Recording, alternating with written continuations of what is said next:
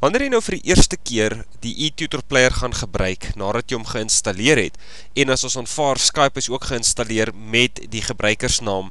wat jy kan gebruik daar, en jy gaan klik nou op die groen telefoontjie, dan gaan jy vind dat Skype vir jou gaan sê, die program is nog nie deur hom toestemming gegee om te mag gebruik nie. So jy gaan so 'n bladsy opkry, step 1, dan kan jy nou maar daar lees, of jy kan net klik op next, dan gaan Skype vir jou 'n boodskapie opbring, hier so gewoonlik regs onder in die hoekie, waarop jy moet klik, en dan gaan hy ook vir jou die Skype skerm daarna oopbring, nadat jy nou step 2 gesien het, gaan hy vir jou 'n volgende skerm oopbring wat vir jou sê one new event, en dan moet jy daar vir hom plug-in authorization gee, dit is baie belangrik. Dan gaan hy ook vir jou 'n stap 3 nog vra,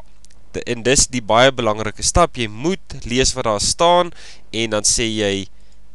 yes, en dan moet jy daai sinnetjie moet jy verander na allow this program to use Skype, anders gaan dit nie werk nie, dan sê jy vir hom, ok, en dan gaan jy sien dat jou eTutor player gaan nou vir jou lys van subjects en tutors kan opbring. Jy kan byvoorbeeld dan daarso, kom ons sê nou maar,